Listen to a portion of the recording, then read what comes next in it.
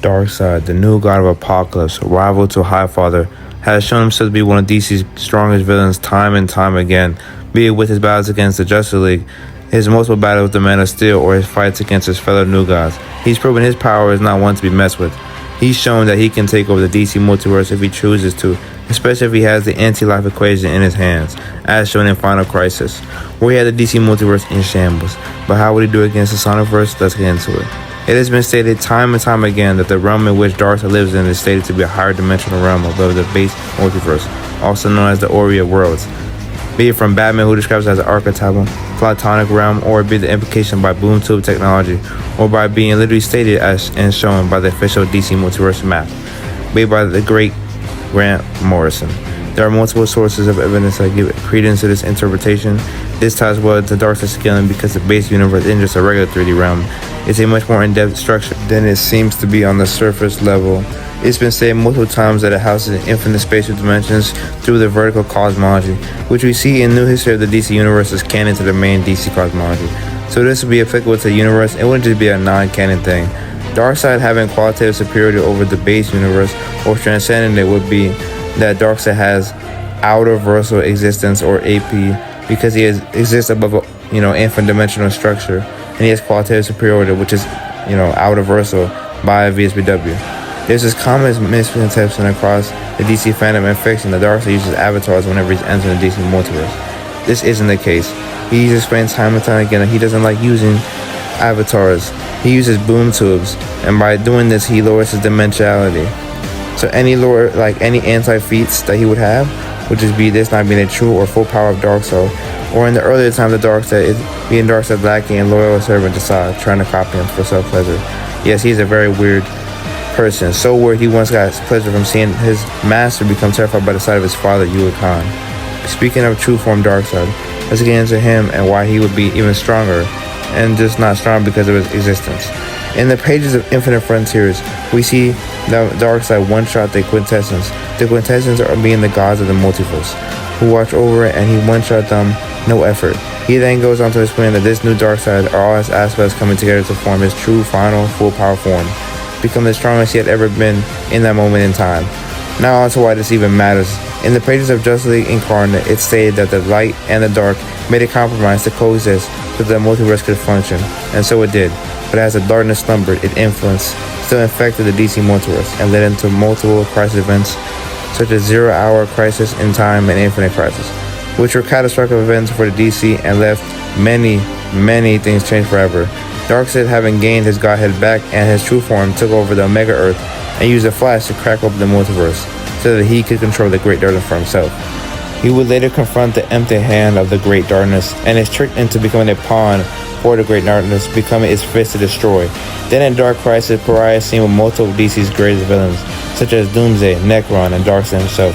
They are all much weaker and get beat much easier than if they were themselves. Pariah is later defeated and Darkseid is freed of the Great Darkness control as he goes back to Apocalypse to make his next move, which we would see in DC The Special All-In #1, where he would go around unaliving multiple DC strongest characters like Eclipso and eventually absorbing the Spectre and invading the Justice League in the Watcher. He's later defeated by Superman alongside the rest of the Justice League. He later gives up his corporeal form so that he could create his own universe outside of space and time, where he can control all of reality without anyone interfering. Finally, he ascends into true godhood. Now, there's a lot more stuff currently going on, but this section has gone on long enough. I will make a full in-depth video of Darkseid's entire history within the pages of DC Comics, but for now, let's get into why this is also important to his scaling. We see that someone like Superboy Prime is only seen as a finger, and Darkseid is seen as a full fist, which gives the index that Darkseid is seen as a stronger finger than Superboy Prime, which is important because Superboy Prime is a character who's able to fight the Darkest Knight, the same Dark Knight who just got done fighting Perpetua and absorbed her power. Perpetua is a character who comes from the 6th dimension, which is not just 6th dimensional, it's just called that. This is important because it's stated to be the highest plane in existence and higher than all the other realms. This means it has qualitative superiority over all dimensional structures in DC, as we've gone over. Apocalypse alone will be outer. So the 6th dimension will be a high outer due to an infinite degree and transcend the DC cosmos as a whole. Darkseid being stronger than this would also grant him this scaling and would automatically grant him immeasurable speed. And if you don't want to argue against that, Darkseid is from a realm above the base multiverse, so above space and time. So him just moving in it will grant him the speed scaling. because immeasurable speed is just beyond the speed equation, which is distance over time. And with those stats later on the table, let's see how Sonic and his verse can compare. Sonic is a character who's shown he can grow in power time and time again across all of his games. This is best shown in Sonic 06, where we see, along with Shadow and Silver, he can affect and beat Solaris. Solaris just keeps coming back due to his state of being, which is omnipresent, which is existing across the past, present, and future, and the hacks that allow himself to not be defeated or permanently put down by conventional things. This is important because Infinite is stated to be the strongest villain that Sonic has ever went up against, and Sonic, while in base, is easily able to beat him with no difficulty at all, showing he's superior in base to his Super Sonic 06 self, which is impressive and shows how much power he can attain in such a short amount of time.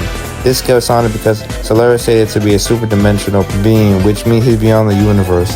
The universe is not only just 3D in Sonic, but it's 4D in Sonic's case because of imaginary world, meaning Solaris and by extension Sonic would just have 5D power. Since the Chaos Emeralds have been shown to have a dimensional amp, you can grant Sonic 6D to 7D power. Now onto the speed section of the video. Sonic is very known for his speed, by him literally restoring space and time alongside his younger self during Sonic Generations, or him able to fight the Time Eater in super form, which is stronger than his base, who literally eats time across multiple timelines and dimensions, granting Sonic a very comfortable and measurable speed and scaling. There are a couple of people within the verse that will scale to this, be it Shadow or Silver, who have both shown, or at least Shadow has been shown and stated to be a rival to Sonic. And since this is the pinnacle of the verse's power, this is where the Sonic verse scaling stops. And we now go into the conclusion and why you click on this video to see who wins, the new God of Apocalypse or the Blue Hedgehog and his verse. If it wasn't already clear, Darkseid massively outscales really badly, and there's nothing in the Sonic verse that comes close to his power. Even if you want to rat and say that the null space, having no constant space or time, making it out of verse when having none of something doesn't mean you have superiority over it, is some type of transcendence, Darkseid would still be above it to a massive degree. And I swear, if anyone wants to bring up the crossover between Sonic and DC, nothing gives the implication this is canon crossover. Even if I was to grant this is a canon crossover, we see that Darkseid takes a full power kick from Super Sonic and is still fine, and is able to overpower Sonic and is a lower dimension Darkseid instead of a true form Darkseid, as we talked about in the video. Yeah, it's been your fellow Scalar Scorns. Please tell me what other videos y'all want. Like, generally, just please comment the video. Tell me if you want more Marvel and DC stuff, or whatever verse or anime, something like that. And I'll see y'all later, man. Peace out.